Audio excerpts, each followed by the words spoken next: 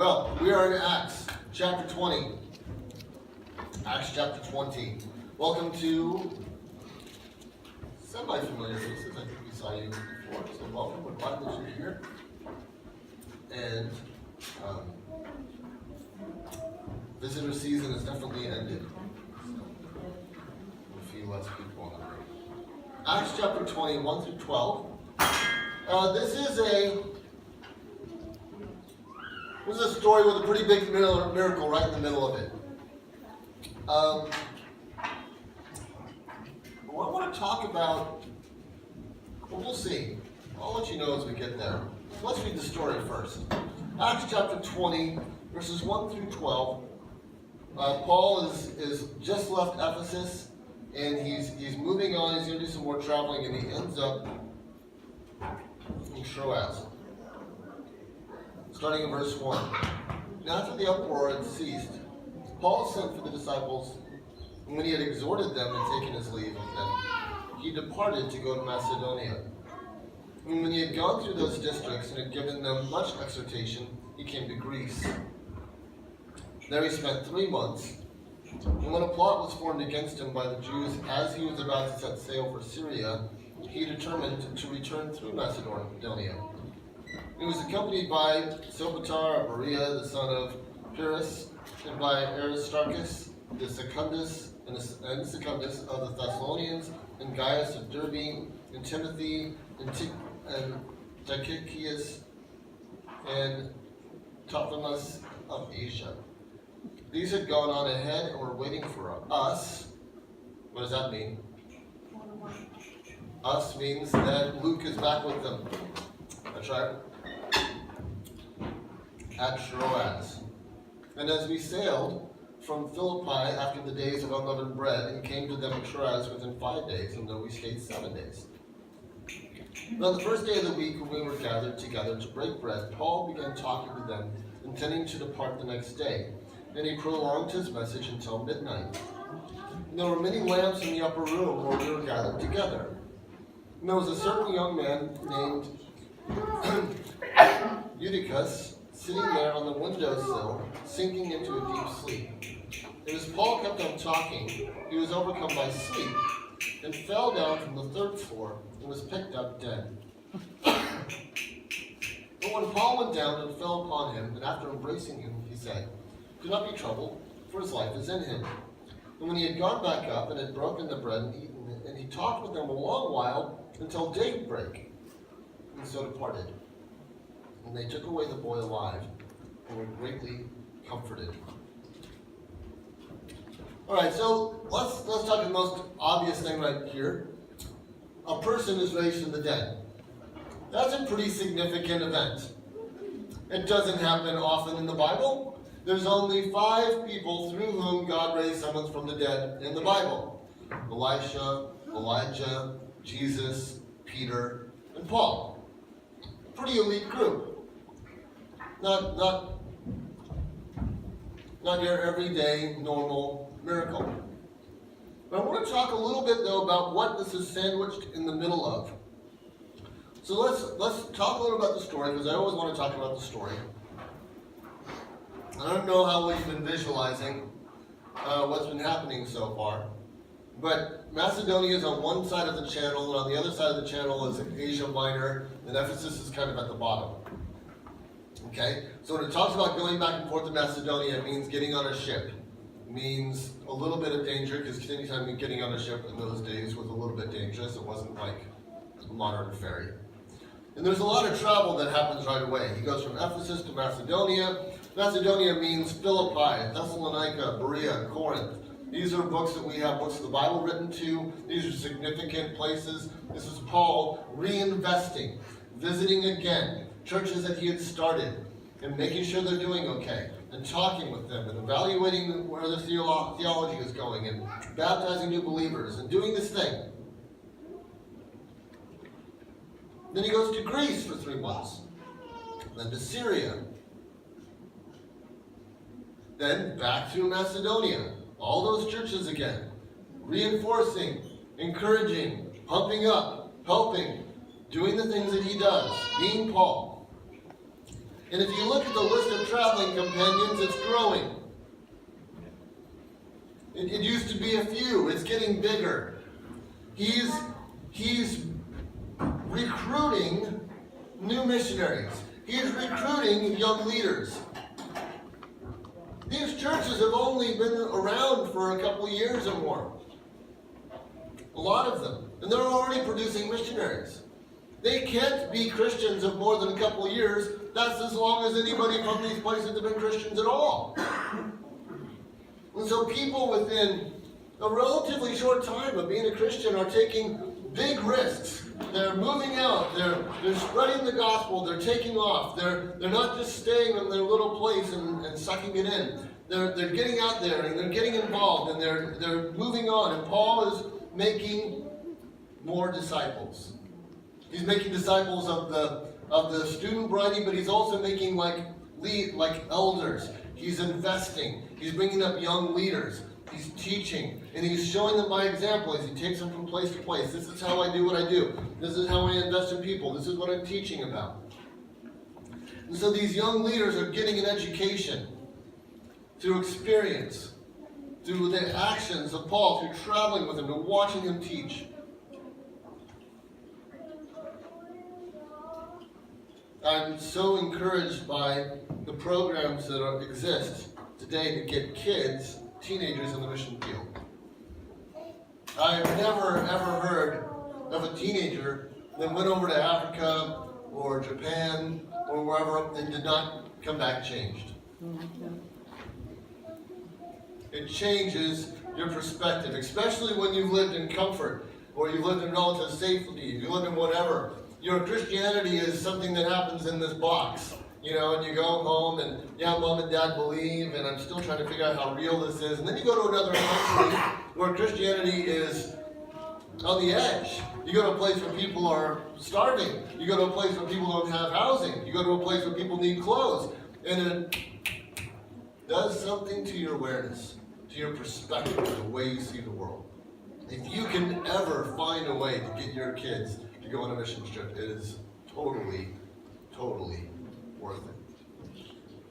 Because when we see Paul is taking these people out of their world, he's taking them out of their comfort zone, he's taking them out to grow them. And this is something we can do as well. We can take people out and grow them by expanding their world. And so our first 6 verses really is all of that information, the travel, the people, what's happening, going from place to place. It's a story. Then in verse 7, we get into the actual incident. Now just a quick weirdness on verse 7. It says on the first day of the week, when we were gathered together to break bread, and then it talks about it that it was in the evening. I know this is just a curiosity for us Bible nerds, but you need to know, depending on whether you were doing the Hebrew way of thinking about time or the Greek way of thinking about time, this would either be Saturday night or Sunday night. Why would I say that? For the Hebrews, the day started at sundown. So the first day of the week started Saturday at sundown. So if this is the evening of the first day of the week, it's Saturday night. But if they're doing it by Greek time, it would be Sunday night. I do not know which one they're doing. So I had commentators that I read that it's definitely Saturday. I'm like, no, it's definitely Sunday. It doesn't say. I can't tell you. I can tell you it's an oddity that we don't know. But I don't know whether that was Sunday night or Saturday night. It could be either one.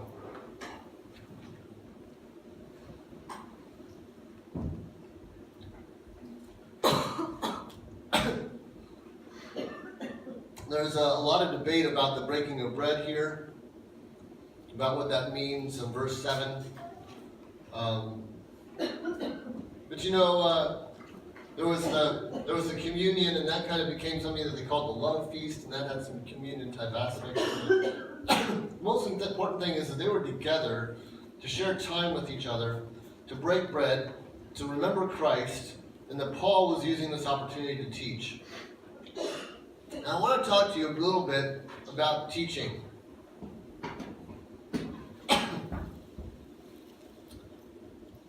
started probably about the time the sun went down and went on to midnight. I never, ever want anyone in here to ever complain about how long my sermons are, because I am nowhere as close to Paul. So thank you, I said that's my sermon. Thank you very much.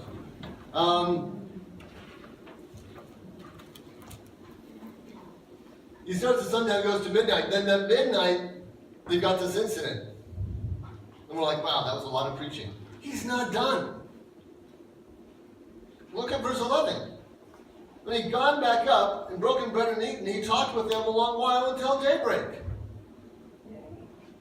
He went 12 hours.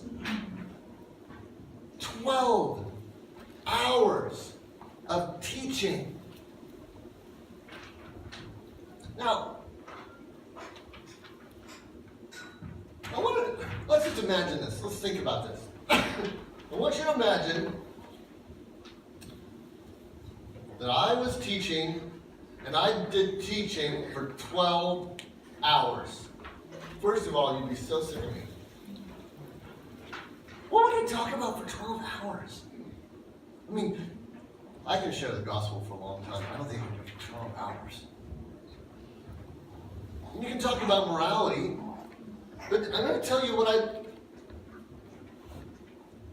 I think he was talking about theology. I mean, I think he was talking about the deeper things of God. I think he was explaining things. I think he was prophesying. I think he was talking, look, in 12 hours you're going to get pretty deep. You're not going to stay shallow. You're not going to bump along the surface. In 12 hours, you're going to be in it. You're going to be in the weeds. You're going to be talking about serious stuff if you've been teaching for 12 hours. Now, I have to tell you that I've encountered some people who think that teaching anything but the basics is pretty much a waste of time. I've encountered people who think that if we start teaching too deep, that, well, look, I already know that stuff. I've already decided what I believe. I've already made up my mind about what theology is. We don't really need to talk about that anymore. I've kind of run into that kind of attitude before of keep it simple, keep it straight, and let's leave it at that. You know, if we look at the Bible in the New Testament, what was written, it is full of really deep, difficult, thorny, meaty stuff. Romans has 16 chapters of serious theology. 1 Corinthians, in-depth body life teaching, 16 chapters straight. 2 Corinthians, 11 chapters on the characteristics of true ministry. Galatians is an entire book dedicated to soteriology. That's the theology of salvation. I'm going to use some big words, and I'll explain them. Ephesians, about 50-50. Deep theology followed by extremely excellent practical teaching. Philippians, some of our strongest passages in the Bible on Christology. That's the theology of Christ. Colossians, a virtual beginner's guide to Christian theology. Hits all the big points. 1 Thessalonians, incredible books on eschatology. That's the theology of end times. Very important stuff in those books on those topics. 1 and 2 Timothy, straight talk for church leadership that really gets down to exactly what needs to happen. Titus is the same thing. You get the idea. You know, we can do surface layer study of the Bible forever, and Paul in 1 Corinthians calls that milk. He says, look, yeah, we can talk about the baby stuff. We can talk about, yes, this is how you become a Christian, and that's a very important topic. And here's some moral guides of, you shouldn't be bad to one another, and don't lie, and treat your brother well, and clean your room.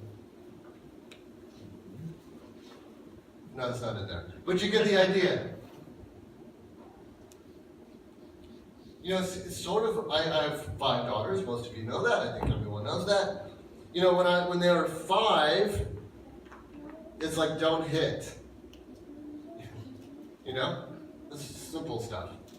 When they're 18, I hope we're not talking about don't hit. Finish your dinner. We should be talking about serious things about they're becoming adults and moving on. We should be talking about ideas and thoughts and dreams and focus and how deeper things.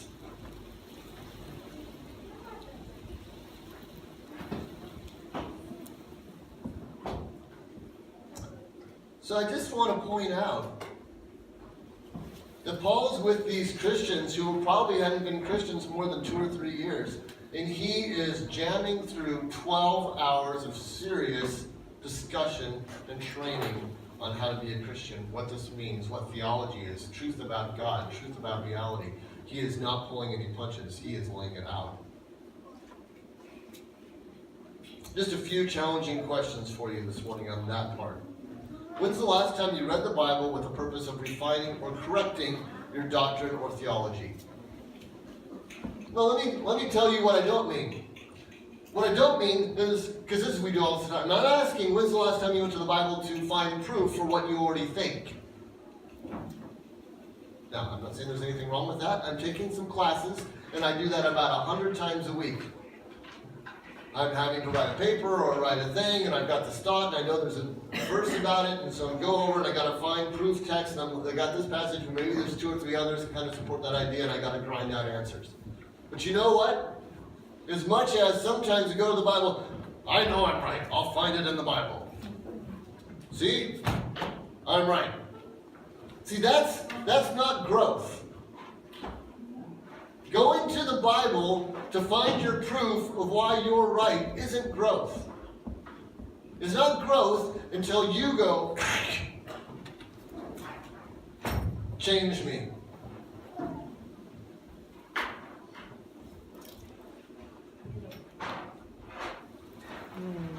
I wonder how often we come to this humble, broken, and ready to be fixed. And oftentimes, we are so protective of a theology that maybe we learned 15, 20, 25, 30 years ago. Maybe it's right, maybe it's wrong. When's the last time you tested it to refine it, to make sure it was the best possible version of theology it could be? When's the last time you asked yourself hard questions and grew a little bit in the way you think about God and truth?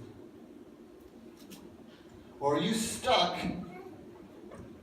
in 3 generations ago theology of what you were taught, and you have never questioned it or grown or moved forward again in your life?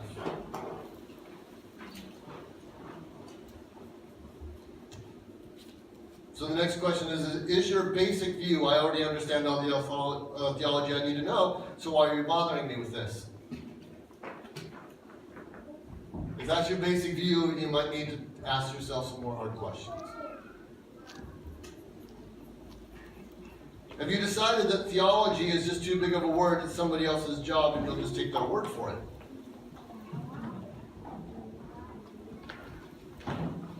Look, Keith seems like a really nice guy. Theology is just way too hard. Whatever he teaches from the pulpit, I'll just believe him.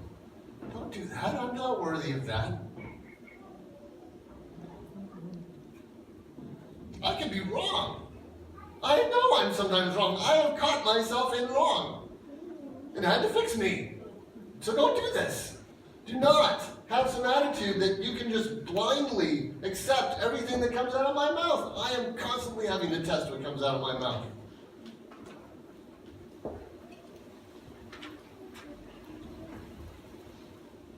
So I'm asking you, in light of this intense teaching session, when's the last time?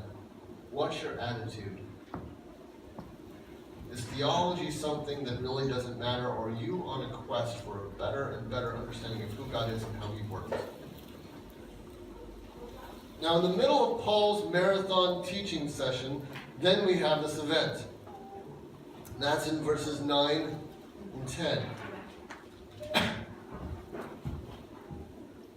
And that's where we have this young man, whose name I can't say right, sitting on the windowsill. Now, a little note on the kind of houses that were built. The windows were enormous. They had no glass really broad. Sometimes the windows went all the way to the floor. But even if they didn't, you could actually sit in the window spot. And when you had an entire room of people and no air conditioning, it was the sweet spot. You were fighting for this one because it had some air. Everybody else was sweltering. So this is the primo seat. I read some commentaries that really dissed this poor kid. I mean, really, and it just shows how important it is, and we should have more care for the scripture than we would dare to fall asleep while listening to the Word of God. It was midnight. It's midnight, guys. When it says young men, in the Bible when it says young men, they're probably a teenager.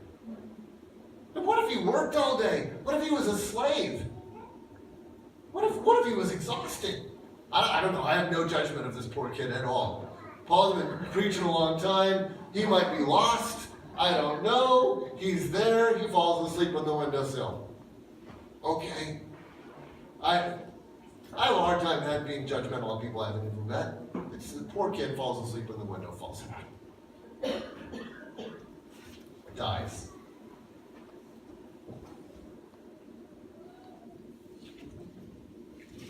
God, through Paul, revives him from the dead. That is huge. It says that he fell down and was picked up dead. Verse 9. I don't know what your version exactly says, but it's something about dead. He's dead. Well, Paul went down, fell upon him, and after embracing him, said, "Do not be troubled, for his life is in him."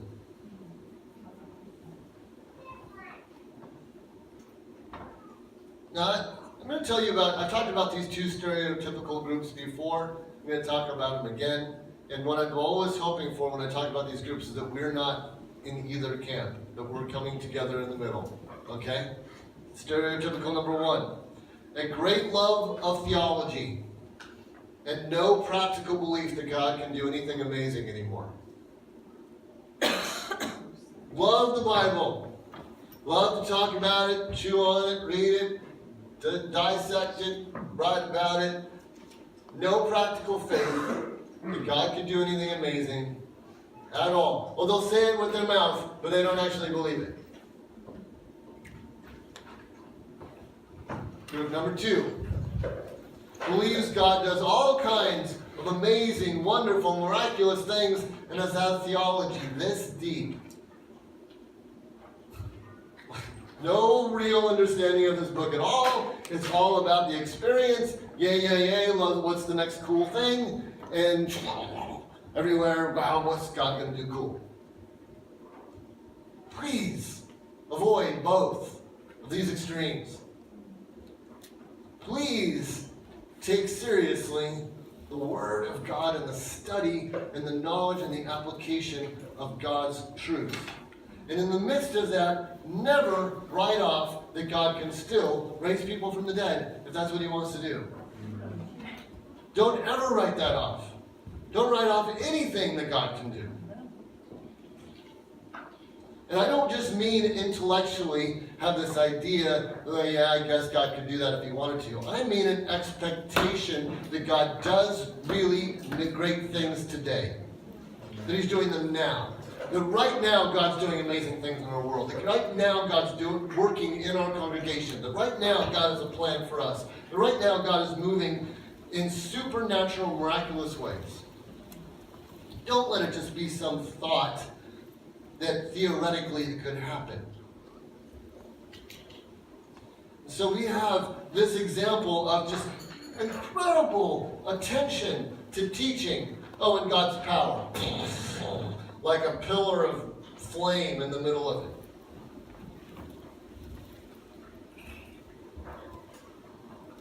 Side by side. Together. Wouldn't it be great if that's the way we thought? That when we thought of Christianity, we saw the link between excellent, powerful teaching and the mighty hand of God acting in huge ways. That'd be awesome. But let's talk about focus. You see, God did a mighty, mighty thing. I would try this week to be honest about how I would react if God did this through me. So let's say Pete fell off the boat, he's in the water, he quits breathing, we get up on the thing, and I'm praying for Pete, and I don't know what to do, and I forgot how to do CPR because it's the moment, and I'm just praying for Pete, and he's like, and he spits out water, and he's alive again. I'd be wrecked.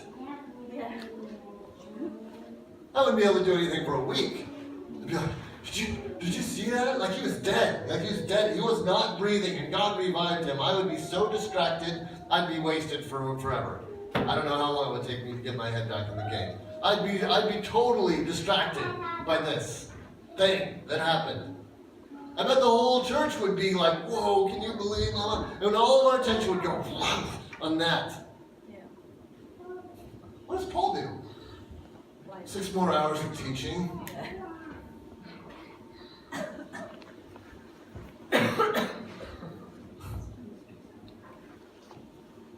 You see, this thing happened, and Paul didn't worship the thing. Paul didn't worship the event. He didn't worship the miracle. He didn't get so distracted by the miracle that the miracle became the focus. God was still the focus, and he still wanted to talk about God.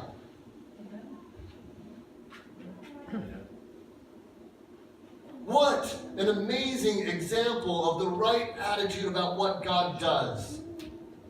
We should never get so distracted by what God does that somehow we start worshiping or paying attention to or the thing he did. It always has to go back to the one who gave it. Yeah.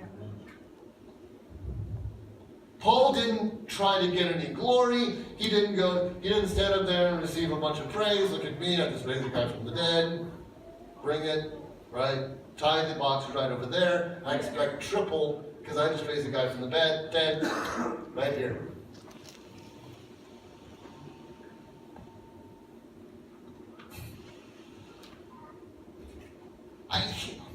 He acted like this is just like an everyday normal occurrence. Well, yeah, he was dead. God told me to jump on him and breathe on him, and he came back to life. God's pretty cool. All right, let's get back to business. Man, I wish I had that kind of focus on who God is and a purpose for what it is he was calling me to do in the moment. Right this minute, the job was to teach, and Paul was not getting distracted from the job of right now, which was to teach. He didn't allow himself to get off track.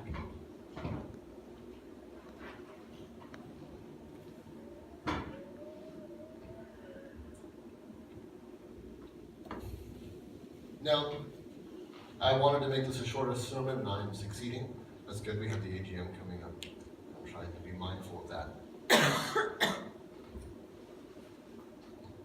I've already given us one application, and that's to look at ourselves more critically about where we are in actually pursuing better theology. Here's a second one. Let's not forget that God does amazing things. Let's expect God to do amazing things, but let's not worship the amazing things that God does. Here's a third one. Obviously, I've been putting a pretty big focus on teaching in this particular sermon because that's the topic of this passage. Teaching is only one of the things we're supposed to do well. Okay? We're supposed to evangelize. We're supposed to shepherd. We're supposed to have a strong community. We have been and we will continue to talk about all these things. This particular passage is focused on teaching. And so we're talking about the importance of that. And if you're a teacher in this room, do not be discouraged. Your role is important. We care about you. It's important that you do your job well. As we move forward, I'm not sure that we need more teaching. But as we move forward, we shouldn't be afraid of better teaching. We shouldn't be afraid of harder teaching. We shouldn't be afraid of more in-depth teaching. We shouldn't be afraid of, all right, guys, we're going to go into this subject, and this one isn't easy. We're not going to glide through this on the top. It's going to take some time. It is not wrong. In fact, it is essential that our teaching not just plateau where, yep, we're just going to, we need to go deeper, higher, better, more in depth. We need to grow everyone. And that means we have to have teaching appropriate for people who are just picking this up and like, whoa, this is all huge, and I just need kindergarten for Christians. And we need teaching that's growing people who've been Christians for 40 years. We need all of that. We need everything that's in between, and we need to find ways, and I'm not saying I've got it perfect. I am right now asking myself questions, praying about situations, talking with the board, talking with the elders. How do we make our teaching situation the breadth it's supposed to be without having 16 different things we do during the week because we can't handle it?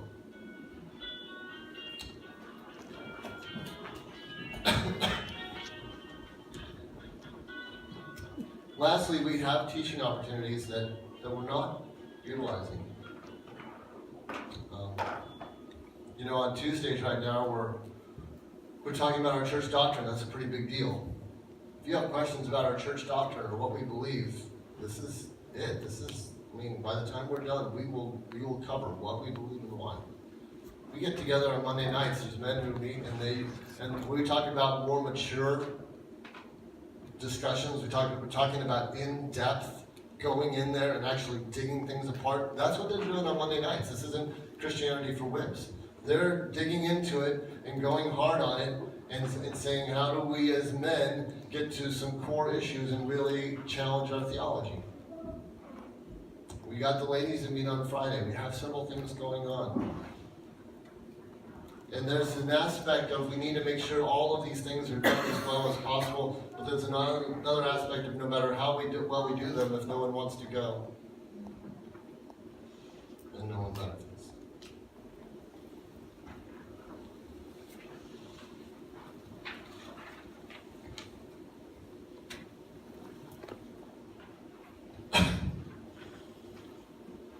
I suppose I could have spent a lot of time talking about this young man being raised from the dead.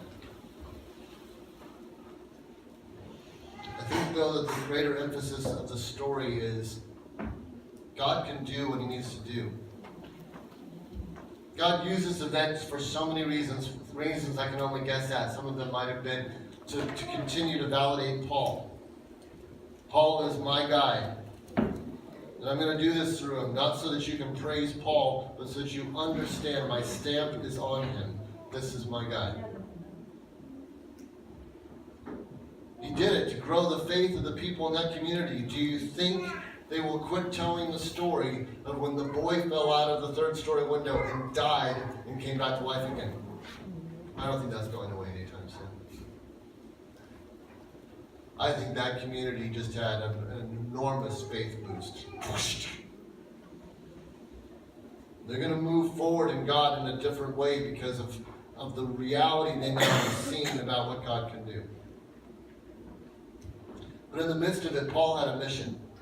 He knew his time was limited. He'd already seen that he was going to go to Jerusalem and he was going to go to Rome. You know, it's funny, his vision doesn't go anywhere past Rome.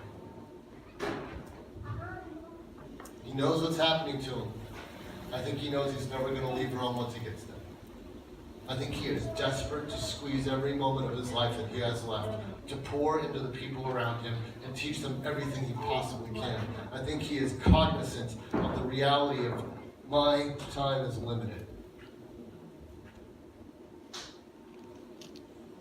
So he was focused. Wonder how we would live. Well, you've heard this question before. How would we live our lives different if we knew when that ticker was going to end? We knew when we were going to die. You've heard that question. It's worth thinking about again.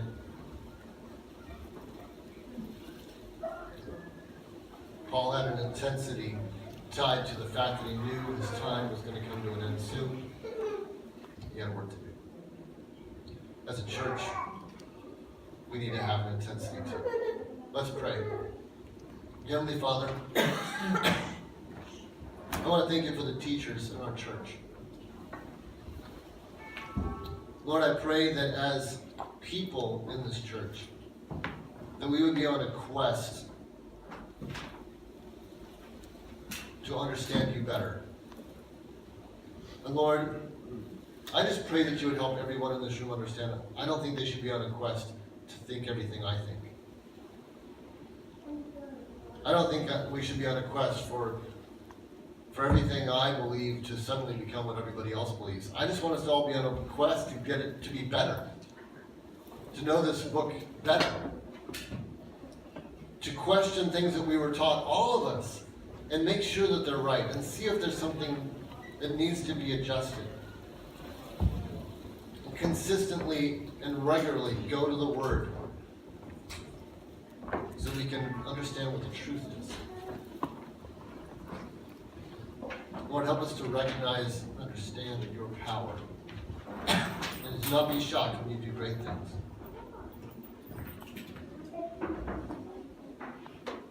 And I pray that you will be with us during this coming meeting. That we'd be able to get good things done as a church. In Jesus' name we pray. Amen.